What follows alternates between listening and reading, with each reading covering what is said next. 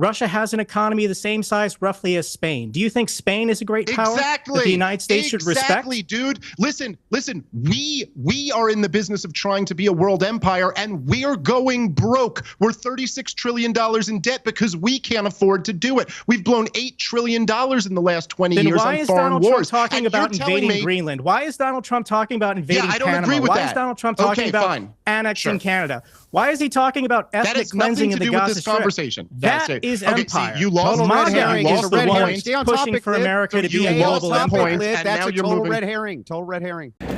What's up, everybody? Welcome back to the channel. Got another Piers Morgan debate coming in, and we got a classic one. Here we going with Ukraine and Russia again, and we come up with some of the same old talking points from the left, this fear-mongering, this nonsense that's going on. Oh, it's just Russian propaganda, blah, blah, blah, blah, blah going on. But we're going to get into this. We're going to break it all down. We're going to work all these ideas out, if you will. But before we do get into that, I need y'all to do me a favor and smash that like button for me. If you don't mind, I would greatly appreciate that if you could do that. If you also could share this video anywhere and everywhere you can, that would also be great. And if you're new around here, subscribe. That would be the best way to help me out, y'all. And check out my regular videos. I cover news, politics. We break it all down, show you how you're being manipulated by the corporate press. And that's about it. Without any further ado, let's jump into it, y'all. Let me just start with you, Jake, if I may. We're really at a very critical moment, it seems to me, for the world order, in a sense, in that what happened in the Oval Office on Friday sent shockwaves around the world about whether America was going to continue being with Europe when it came to issues like the invasion of a sovereign democratic European country by a Russian dictator. How concerned are you that we might see a genuine fracturing here? Last Friday was shocking, but unfortunately, I'm not surprised. Donald Trump and J.D. Vance just trashed the 80-year transatlantic partnership that has kept all of us safe in the Western world. And now all of our allies are asking, can we trust Donald Trump? Can we trust the United States? Are they a good faith partner? Canada is already preparing for the worst. And now all of our partners in Europe, as well as our partners in the Asia Pacific, Australia, New Zealand, the entire democratic world is wondering, will the United States honor their commitments? If a treaty has been signed by the U.S. Congress, Donald Trump can't arbitrarily break it. That's in violation of federal and international law. But right now, Donald Trump says, I have the power to do whatever I want. I can make law. I can discern what the law is. Nobody can stop me. Nobody can check me. And we've entered a new age. I don't think anyone alive today really remembers what it was like back in the age of empires, prior to World War I, prior to World War II. And that's what Donald Trump and the Putinists in our own government want to do. The United States wants to ally. Our government wants to ally with Russia against our smaller, weaker, democratic, traditional allies. These alliances were built on shared values, respecting democracy, international law, human rights, three things that Donald Trump doesn't care about, three things that Vladimir Putin doesn't care about. And if the American people don't rise up now and put a stop to this, then we're going to have a lot more wars. Okay. A lot more wars, as Xi wants to redraw the maps, Putin wants to redraw the maps, and Trump wants to redraw the maps. Okay. Okay, you gotta love these people, man. That's nothing but Trump deranged nonsense, if you will, talking about, oh, we want to ally with Russia. What? Like, are you serious here? Like, Trump is putting more sanctions on Russia. What are you talking about, my guy? Like, he's acting like Donald Trump's coming in and just automatically we've turned into a dictatorship. But it's so funny to hear these people talk and pretend quite naively that, hang on just a second, you know, Russia, they're just completely evil, if you will, that they do nothing for their people. They're just evil, blanketly. And Ukraine, yeah, we're the good guys over here. We're standing up for justice, rights, and the American way in Ukraine. Like, hang on, no, like, there are no good guys in any of this, right? Like, Ukraine is a very corrupt nation. Russia is a very corrupt nation, and they're going at it. Like, none of these talking points ever make any sense. It's always Trump derangement.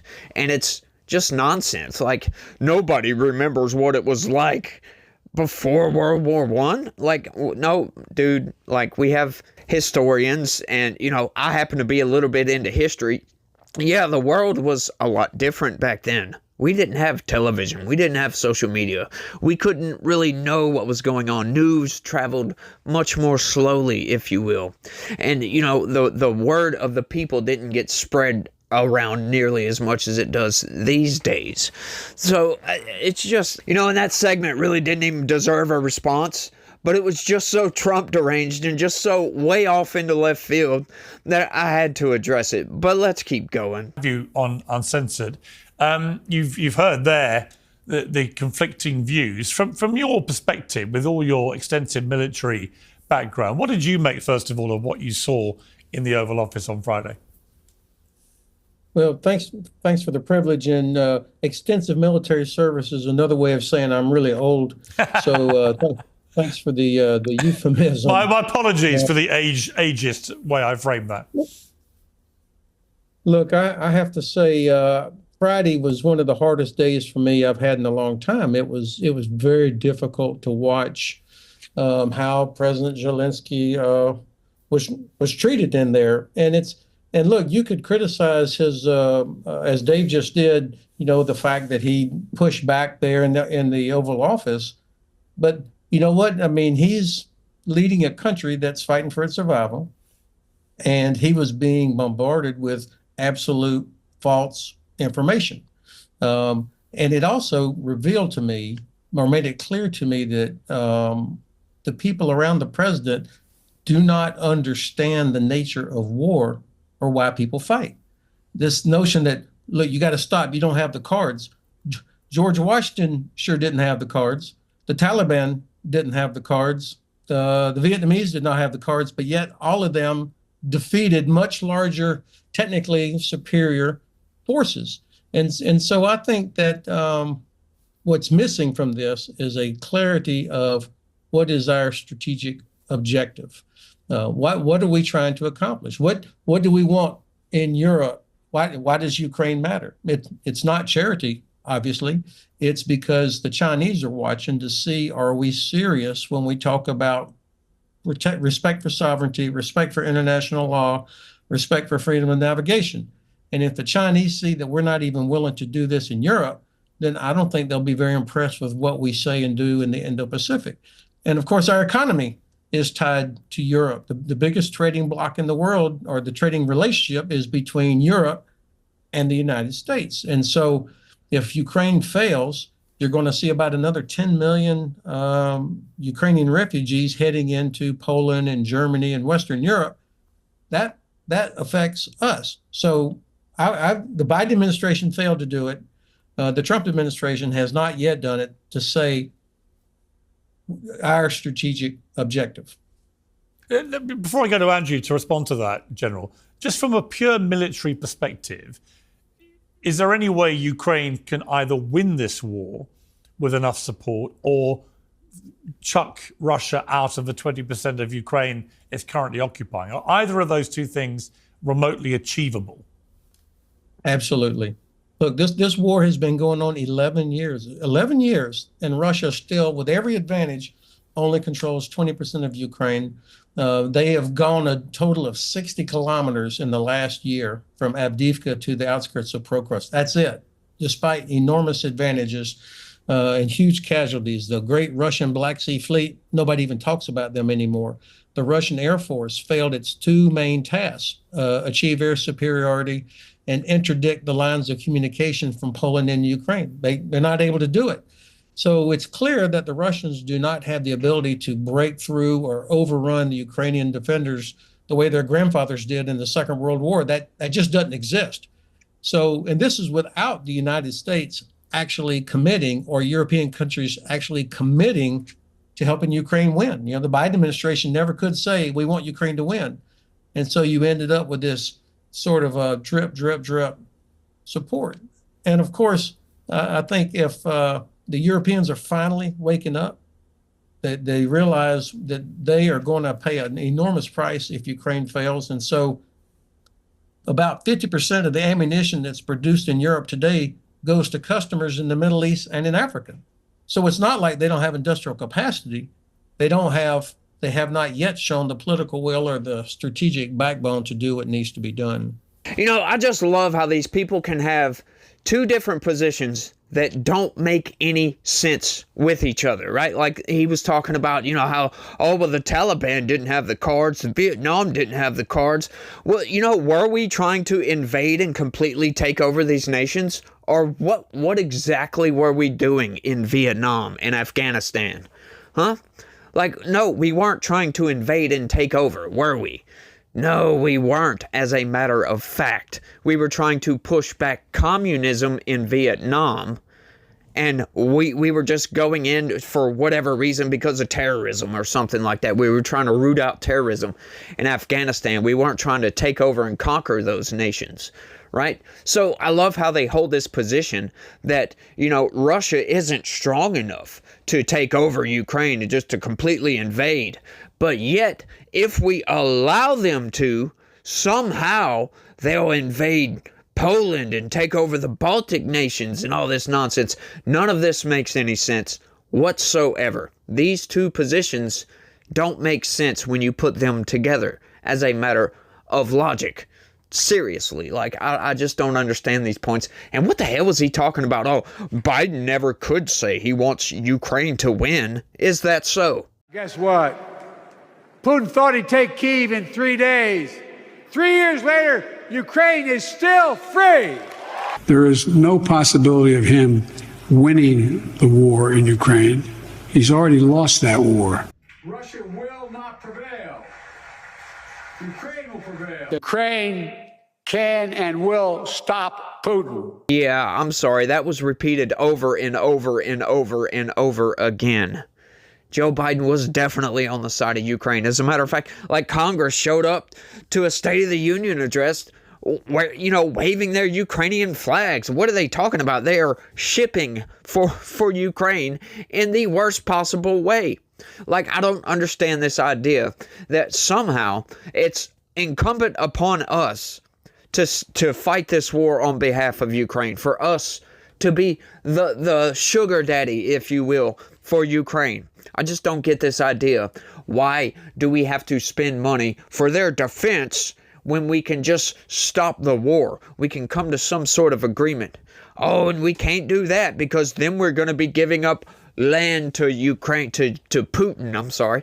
Giving up land to Putin. We'll give Putin everything he wants. You're just a Putin puppet if you believe that. Well, you know, who is it us to say what goes on in Ukraine? They're not our ally. They're not in NATO, right? Which, by the way, we could have stopped this from taking place a long time ago. We could have put a better deterrent in place. But what did Joe Biden do? Right? This didn't happen under Donald Trump. And these people talking about, oh, well, he's just going to take over. Donald Trump's going to create all these wars and blah, blah, blah, blah, blah, blah, blah. Well, how come that didn't happen under his first term? It makes no sense, right? Like, Joe Biden did not deter Russia whatsoever. As a matter of fact, Joe Biden actually instigated Russia to invade by dangling NATO membership over Ukraine's head, gaslighting the whole of Ukraine in the process. It's ridiculous what these people come up with, these ideas that somehow we've got to maintain this war, right? And this talking point, a ridiculous talking point. Well, Russia's not going to maintain its treaty. They're just going to violate the peace agreements. Like, what? So we need to continue war because for some reason war later in the future is going to break out again? Huh? That doesn't make any sense, my dude. Please, when you come with these arguments, make some logic. Make it make sense to me, at least. And why do we have to be involved in the first place? Let's keep going. You know, the idea that this was a case of failed deterrence, and that if only we had deterred Vladimir Putin sooner, then we could have avoided this whole thing. I mean, let's just kind of quickly overlook the last 20 years of U.S. foreign policy in Europe. We've expanded NATO all the way to Vladimir Putin's borders. We constantly floated out the idea for years that we would include Ukraine at some point, give them full membership. We said point blank in 2008 at the Bucharest summit that we were bringing Georgia and Ukraine into NATO before Russia ended up going to war with Georgia there. And then we I mean, look, Piers, like we've done this before on the show too, right? But just imagine, if you can, have a little bit of strategic empathy and put yourself in the Russian shoes. If Russia, let's say the Soviet Union had never collapsed, and the Soviet Union had poured $100 million into a Mexican street protest that overthrew a democratically elected government, and they had been saying for years they were going to bring Mexico into their military alliance, and then when the new government came up, they recognized them immediately and started arming them, as Donald Trump foolishly bragged about the other day with Zelensky in the Oval Office. Piers, do you think Americans would feel that was deterrence, or do you think we might view that as a provocation? I mean, like, it's just, Stop by using the way, logic, when Dave. Donald Stop Trump... using logic, Dave. Well, look, when let me Donald ask, Trump rather than me was- try and very quickly, answer a very logical question, let me get Jake to respond to that. So the first thing that he said, what is the concern if Russia takes Ukraine? If Russia can't even go 60 kilometers deep and take the city of Pokrovsk, what is the threat to NATO? And it's, yes, absorbing a country of 40 million people, absorbing a country that has $10 trillion of natural resources under the ground. It's the strategic location on the Black Sea. If Russia absorbs Ukraine, they will Russify the people. They will annihilate the Ukrainian identity, turn them into Russians, and then start press ganging them into the military and send them into meat wave attacks against the Baltics, against Poland and the Suwalki Gap. We're trying to prevent Russia from getting stronger. And I don't care about what Russia thinks or feels. Russia is not a great power. Russia has an economy the same size roughly as Spain. Do you think Spain is a great power that the United States should respect? Exactly, dude. Listen, we are in the business of trying to be a world empire, and we're going broke. We're $36 trillion in debt because we can't afford to do it. We've blown $8 trillion in the last 20 years on foreign wars. Why is Donald Trump talking about invading Greenland? Why is Donald Trump talking about invading Panama? I don't agree with that. Why is Donald Trump talking about annexing Canada? Why is he talking about ethnic cleansing in the Gaza Strip? Conversation. That is empire. See, you lost MAGA is is the red one herring. Stay on pushing topic, for Cliff. America to be a Stay on global topic, empire. Cliff. And That's now a you're total moving. red herring. Total red herring. Total red herring. And by the way, I don't support. Go Is after the the guy who argument. smokes and spends all day arguing with strippers and OnlyFans girls going to speak up? I don't know They who make this better guy arguments is. than you do, General bro. Ben Hodges, It's not my fault thank that you you have so a much low for your IQ, service to lower this IQ country. than a stripper You're and a an hero. OnlyFans You're an girl. expert. These other guys, I can't take them serious. Okay, well, I mean, listen, you just couldn't okay. respond to my point you need to have the right dude. pedigree I mean, in order to make an argument, bro. Say that you can't take me seriously, but you just completely didn't. You had no response to the argument. Listen, the current estimate I've seen is that Russia's GDP is about $2 trillion a year. Try to keep perspective on this. That is less than a third. Is Spain a great power that we should respect? Is Italy a great power that we should respect? Okay, so let me break this down for you right quick. Let me see if I get this argument correct. So what Russia's going to do is they're going to take a bunch of their army men, they're going to throw them into the meat grinder against this country that's getting backed by a foreign nation. They're going to destroy the country, take it over, then enlist the people that are left in that country, and then all of a sudden they're going to be this world-class elite fighting force that's going to go up against NATO. Am I correct in what he's getting at here? Well, hang on. Is Spain a fighting force? Like, is Zambia going to do something about this as well? What about Colombia over here? Colombia is doing all this stuff in the background. Argentina's turning communist. That's what you get from these people on a consistent basis. It is utter nonsense, if you ask me. Once you get slapped with logic in the face, right? And this is what I'm talking about with the gaslighting campaign. Dave brings up a really, really good point. Do we think we would have allowed Russia, once again, to dump $100 million into a protest, into a government coup that overthrows them, threaten them with, joining their military alliance, coming into that, and we just not do anything about that? We just say, okay, go right ahead. You can join that military. Like, come on. Do you really believe that? Okay, let's set this scenario up. Let's say we do allow for all that to take place. And then what happens? Mexico blockades the Gulf of America, cutting off our access to the Gulf of America. Do you really believe we would allow for that to happen? Huh? Do you really think that? Or do you think we would intervene militarily to liberate Mexico? Like, what do we really think is going on here? Like, none of these arguments make any sense whatsoever with what's actually going on the ground, right? There's been a civil war going on since 2014, and there's been civil strife going on in Ukraine probably ever since it was Ukraine, as a matter of fact. That part of Ukraine that Russia took over, right? That's mostly ethnic Russian, right? Most of Ukraine is ethnically Russian as well. Like, come on, let's not beat around the bush with this. Okay, so what Putin wanted was the land bridge, access to the Black Sea, for crying out loud. It's for economics. It's resources. That's what wars are always about. Territory because of resources. That's what Putin wants. He doesn't want to go into Europe, for crying out loud. Go into Poland, go into the Baltics. Like, everybody always forgets about Kaliningrad. That's never brought up. Kaliningrad is never brought up. That's up there north of Poland, as a matter of fact. That's just a little enclave of Russia that is separate from the mainland. They're already up there in the Baltics with Kaliningrad. Like, who are we trying to kid here? Like, it's just weird. It's so weird that these people are like, Russia's just pure evil. Like, they're not trying to protect their own economics. He's just bent on conquest, and that's it. That's why he's taken over the old Soviet Union. Oh, wait, no, he hasn't, has he? Weird, isn't that? Like, these people, they just don't make any sense with any of their arguments. It seems like ever. Of course, they do come with some certain points. You know, the general comes in, he makes a few good points. You know, and I do kind of see that, China's watching to see what goes on with this if we allow Russia to take over Ukraine. That's a totally different situation. Once again, talking about Taiwan. It's a completely different situation. Taiwan has a pretty strong military, as a matter of fact. Plus, we have a much bigger stake in Taiwan. China knows this.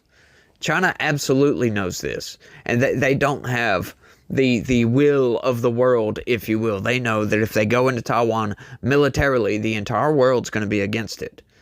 Like, you can't say the same thing about Ukraine. I think that's the whole point here. Like, we're kind of up in the air as to what's going on. They've been in a civil war. We don't want to help them anymore. We're getting tired of dumping billions and billions of dollars. For some reason, these people will just want to continue that.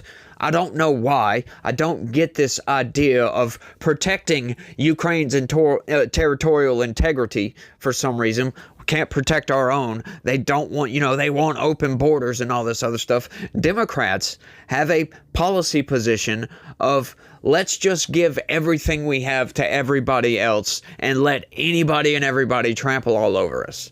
That's what they want us to do, it seems like. And I'm not down with that, as a matter of fact. I am more about America first. Let's get our own house in order before we try to tell the rest of the world what to do, before we try to put our morals up as some bastion of hope, some bastion of freedom, when we have our own problems in this country. Like, let's not virtue signal when we don't have any right to do so. We have our own problems. We've invaded countries in the past few decades that we probably shouldn't have, like the second Iraq war. Like, that was an outright invasion, but you didn't see Russia trying to stop us, did you? No, you didn't. Like, it's just the height of ignorance, the height of hypocrisy as well, to think that we're just the good guys over here and Russia's just generally evil, just always evil, and they don't have any concerns that we need to concern ourselves with. Like, that makes no sense. They have their interests, we have our interests. It's competing interests is what's going on here. Russia lost the soft power battle because we had more money to dump into the situation. We had a lot more money to dump into Ukraine than Russia did, and there you go. So what did they have to do to protect their interests? Yeah, they had to invade. Not saying it's justified, not saying he's a good guy for doing so. And that's not a Putin talking point, by the way. That's just my opinion. I have nothing to do with Russia. Don't like Russia. I don't like Putin. I'll put it that way. I don't hold any grudges against the people of Russia because they are just pawns in all of this, right? They are just the citizens, just like we are. They don't have any say over their government. As a matter of fact, they have a lot less say over their government than we do. A whole lot less, if you ask me. But I think I've been rambling on for quite long enough. I want y'all to let me know what y'all think about all this down in the comments section. It blows my mind, these nonsense talking points, trying to just get us to get behind this idea that we just need to continually fund this war, and I don't like that idea because, you know, they're eventually going to run out of people. You know, Ukraine will run out of numbers before Russia runs out of numbers, if you know what I mean. So why not try to come to the table and negotiate some sort of peace? Why? Why not? I don't get that idea. Why they're just like, oh, well, we need to defend Ukraine until the very end. It makes no sense. But y'all let me know what y'all think. That's all I got on this one. I want to thank everybody for watching. And y'all try to have a good day. Stay legitical. Peace.